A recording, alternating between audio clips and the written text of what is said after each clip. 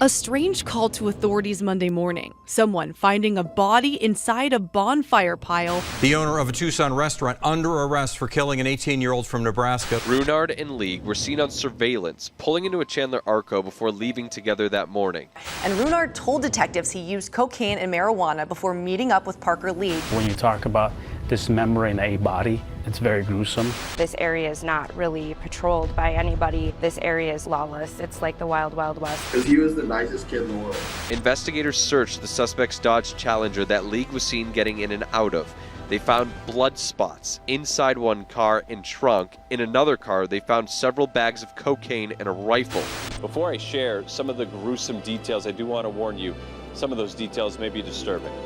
Authorities say 18-year-old Parker League was visiting friends in Arizona after graduating from high school in Nebraska. Then, he was found dead in a bonfire pit in June in Bulldog Canyon with his head and hands cut off.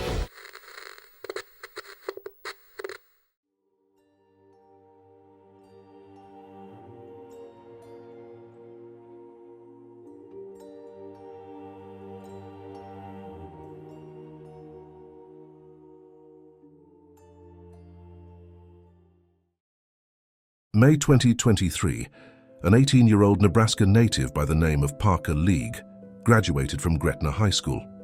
It was an achievement that marked the point where his dedication and discipline paid off, and like most teens gearing up for the next chapter of their lives, excitement was in the air to commemorate the accolade before continuing his journey to chasing his dreams.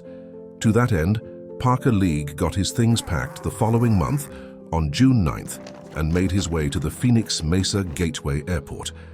His original plans were to kick back and enjoy a couple of days in Tempe visiting friends. Excited for his trip, he landed in Tempe, ready to create memories of laughter, fun, and a good time in the company of people he cherished. That was the idea, at least. Instead, that decision would be met with an unspeakable disaster that left family, friends, and strangers shocked by the sadistic actions carried out on the teen. As per his older brother Hunter's recollection, everything was going smoothly. Parker, who is considered his best friend, sent him a text the following day, on June 10th, letting him know that he arrived safely and was checked in at the residence in Tempe. Little did Hunter know, that would be the last communication he would ever have with his little brother. Parker was scheduled to return home on a flight 2 days later, on June 12th. His family was under the impression they were going to be reunited with the teen, but unbeknownst to them, Parker's fate was a grim one, and eventually they'd find out that his fate was sealed. Around 7 a.m., deputies uncovered Parker's charred, lifeless body in a bonfire pile in an area known as the Pit in the off-highway vehicle area of Bulldog Canyon in the Tonto National Forest. The remote area is about 40 miles northeast of Phoenix. Investigators said his body was burned beyond recognition, and detectives had to use dental records for identification. Police officers swarmed the scene, encircling and cornering off what they speculated was a crime scene. Speaking to Sergeant Joaquin Enriquez of the Maricopa County Sheriff's Office, he described the teen's death to reporters as malicious. When hearing the condition in which Parker's body was found, it's clear why that conclusion was made. He was supposed to fly back home to Nebraska that day. 2 days later, on the 14th, his family reported him missing to Mesa police. Court paperwork says the head and hands of the victim were removed from his body and found in that fire pit east of Apache Junction. During an autopsy conducted by the Maricopa County Office of the Medical Examiner, detectives learned that the victim had sustained multiple stab wounds to his back. The suspect wasn't simply out to take Parker's life, but to enact whatever rage or manic thoughts in his mind. It was a butchering, and whoever was responsible was not only a psychopath, but heartless to inflict such horrid acts on a teenager. What's more daunting is how his family found out about his murder.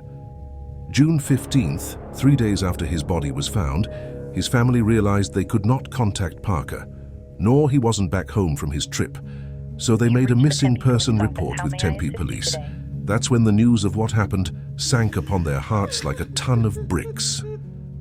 Parker's brother Hunter recounts that day he learned of the horror.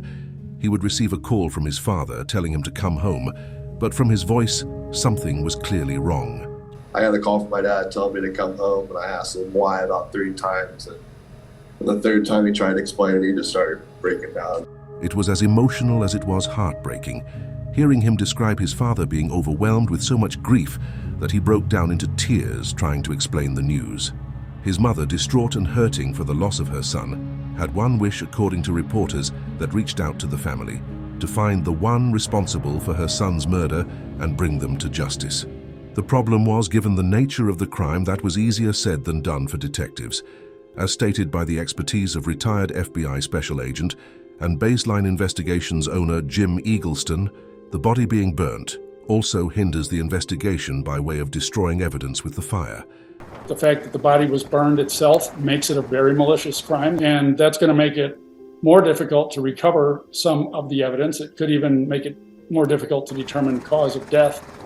Former Phoenix PD Homicide Sergeant Troy Hillman also shares the same thoughts on the issues with gathering evidence when it comes to the body of the victim being burnt. Hillman says if they are dealing with a burned body in any capacity, that can delay putting puzzle pieces together. Your best, most probative evidence is typically with the body, whether it be fingernail scrapings for DNA, that kind of thing. And then you could definitely tell what happened to the body.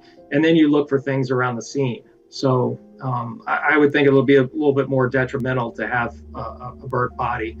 However, while it increased the difficulty of cracking the case, it didn't make investigations impossible. Their next order of business was interviewing persons in the community around the area and trying to recover electronic devices owned by Parker, along with surveillance footage that may have captured anything suspicious, or even better, the culprit in the act. Maybe then it would lead to the who, how, and why of this disturbing case. Persons living in the small community were both saddened by the tragedy, but also frustrated. According to what they shared with reporters, the area has been plagued with an increase in homeless persons and rising crime, even to the extent of drug dealers setting up meth labs that nearly destroyed their homes when a fire broke out. But no matter how much they've requested authorities to increase police presence, nothing was ever done. There's nearly 24 custom homes in this community that's just outside of Apache Junction, on the border of Pinal and Maricopa counties, and at the edge of the Tonto National Forest. We live here for the serenity, and we can't have that serenity if we have all this commotion going on. Now we have a dead body. We're scared for our own safety out here. Somebody needs to do something about it. The crime has been steadily increasing in this area. The reality is it is riddled with homeless people and drug addicts and crime. Everybody kind of looks the other way, you know, so until something like this happens. It's terrible and it's scary, but I figured it was just a matter of time because this area is not really patrolled by anybody. This area is lawless. It's like the Wild Wild West. These residents who live off Hackamore Road say they're used to seeing and hearing suspicious activity beyond this dirt path that's more similar to a scene out of the TV series Breaking Bad. That we take pictures of license plates and people doing drug deals. People here who aren't homeless that have huge RVs out here, and then it's not a homeless person that's in it, but if you have a drug dealer, he may be working out of there. I mean, 2 years ago, we had a fire that almost came up into our home. It was in our home. And they had a meth lab out there. There needs to be a larger law enforcement presence. I think it would make all of us feel a lot better, but we, after years and years, still don't have that. Not from the Sheriff's Department, City of Apache Junction, Bureau of Land Management, nobody. Theft was one of the crimes being seen having an increase in the area as well. This led Parker's brother, Hunter, to speculate that maybe his murder was a result of that, as he had in his possession an expensive watch. Even with the complexities of the case, it didn't take long for the suspect to make a grave error that would lead directly to his identity. The family made the smart decision to look at bank statements for bank cards that were in Parker's possession at the time. The bank statements set off alarms in their minds because what it showed was someone was using the cards at several stores and restaurants. Deputies say acquired surveillance video led them on the trail of the suspect, 37-year-old Anthony Ruinard. In a press release dated July 6, 2023, it states that on July 5th, MCSO Fugitive Apprehension Tactical Enforcement Unit detectives arrested and booked Anthony Ruinard for the suspected murder of Parker League. Detectives were able to obtain video footage from multiple locations where Parker's card was being used after he was discovered deceased. According to court documents, Parker was dropped off at a club in Phoenix just after midnight on June 11th. About 2.5 hours later, Ruinard and a female referred to in reports as his girlfriend arrived at the same club. Officials say the three of them left the club around 3:45 a.m. together. Around 4:30 a.m., Ruinard and Parker are seen on surveillance video, pulling into the parking lot of Arco gas station in Chandler, Arizona. The pair go inside, buy some items, and leave together in a Dodge Challenger. Officials say this was the last time Parker was seen alive. Later that day, just before 9 p.m., Ruinard tried to use Parker's 2 cards to buy a rifle scope at Walmart, but was denied. The sheriff's office said they believe Parker was already dead by this time. Court documents state that detectives served a search warrant on Ruinard's house and seized multiple items as part of the investigation on June 22nd. Detectives confiscated about 2 pounds of cocaine and about 1 pound 8 ounces of cocaine base. Detectives also found Ruinard's Dodge Challenger. While processing the vehicle, detectives located forensic evidence in the form of a blood spot the size of a basketball in the trunk, which was tested using a rapid DNA resulting in a positive match for Parker's DNA. During the search of the house, detectives noticed a section of carpet was missing from the bedroom floor. Reports state that Ruinard and his wife told detectives the section was removed because they were building an additional room in the bedroom. A Tesla Model X was also searched, and deputies found a laptop bag with 4 1-gram baggies of cocaine and a rifle, which Ruinard wasn't allowed to have as he's a prohibited possessor. Court records further state Ruinard told detectives Parker sold him his debit cards for $500 and he threw them away after using them. Ruinard also claimed Parker tried to sell him a Nissan sedan for $2,500, but he couldn't buy it since he didn't have that much cash. Ruinard admitted to using cocaine and marijuana before meeting up with Parker on June 11th, which he states may have blurred his memory. Court documents continue to detail the events and alibi given by Ruinard. He claimed after he and Parker left the Chandler area Arco gas station, he dropped Parker off at a nearby business, but there was no surveillance video to back up his story. However, detectives said he used his gate code for his community shortly after he left the Arco gas station. Despite multiple searches, authorities were unable to determine the exact location where Parker was killed. After a search warrant was conducted at Ruinard's house and investigators pieced together the timeline, he was booked into jail on charges of first-degree murder, possessing narcotic drugs, having equipment and chemicals to make narcotics, 1 count of theft of a credit card, 1 count of fraudulent use of a credit card, 2 counts of possessing a weapon by a prohibited possessor, and 1 count of concealing a body. His bond was set at $2 million. Soon, news broke the airwaves, opening the doors for his background and past deeds to be highlighted beneath a spotlight of his re-emerging rap sheet. The neighborhood behind me is where the suspect lived. Anthony Ruinard was arrested in Queen Creek, about a half an hour away from here, after investigators were able to connect him to this murder case. Investigators searched the suspect's Dodge Challenger that League was seen getting in and out of. They found blood spots inside one car and trunk. In another car, they found several bags of cocaine and a rifle. $20,000 worth of cocaine, more than $6,700 of cocaine base were found in the search of Ruinard's home. He's no stranger to criminal activity. An armed robbery, theft, a bomb threat to a school, and leaving his own dog in the backyard to die, adding an animal cruelty charge to his rap sheet too. Ruinard has a past criminal history, sentenced to 2 years in prison in 2008 for misconduct involving weapons. If you heard of Ruinard's business acumen and lifestyle, you'd envision someone who is well put together and has no affiliation with the heinous crimes he's now charged with. According to reports, he had a sizable house in a gated community. He was the owner of multiple businesses, inclusive of industries like physical health and investing. He owned a myriad of luxury vehicles and was the owner of the well-known pastiche modern eatery near Campbell and Grant. But the appearance of his establishments was seemingly superficial, and behind closed doors told an entirely different reality. From failing businesses, disgruntled and unpaid employees, eviction notices, and breach of contracts, Ruinard's legal entrepreneurial facade was in shambles. With the drugs and weapons found at his home, speculations began swirling of his businesses being a front for illegal activity that may have been the source of his seemingly lavish lifestyle. Looking further into his past, persons who claimed to know the suspect were informing the public of his twisted ways, even in his adolescence. One such person commented beneath a news release of his arrest, stating, "She didn't have to grow up watching him torture animals as a child like we did. That's back when I first saw a day like this coming.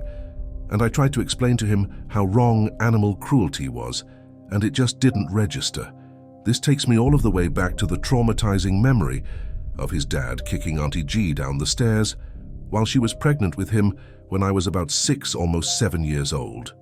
Though he knows good and well that Grandma and them tried so hard to raise us better than that, so he knows better. What was he thinking? Why did he stop taking his meds? Because I don't see how a person could survive taking meds and drugs at the same time, alone. Not that there's any excuse for this whatsoever.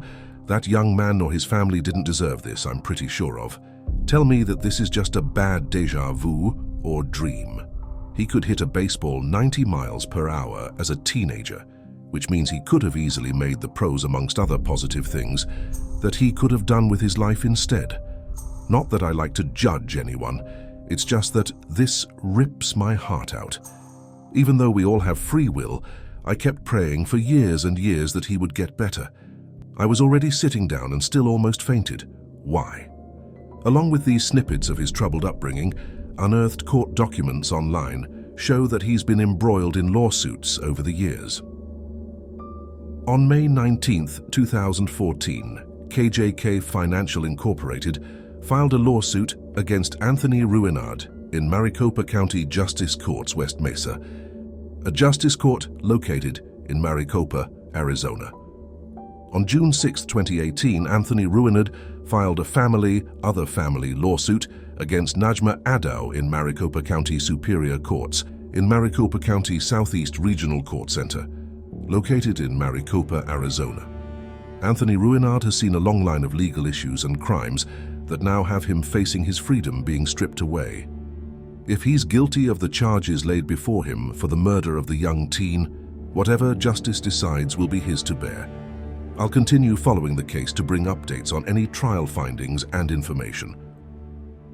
One of the main priorities at hand for authorities is determining a motive for the gruesome murder to complete the puzzle of what led to the bludgeoning of the teen. Parker League was now beginning his life. He was described as a good, kind kid. All he wanted was to take a moment to enjoy the fruits of his hard work before continuing on the path to chasing his dreams. To snatch his life away, much less in the manner in which it was done, is an unforgivable act. May his family have strength through their grief and heartbreak, and the murderer is brought to justice. This has been an episode of Mysteries, where true stories from around the world come to life. What stories come next?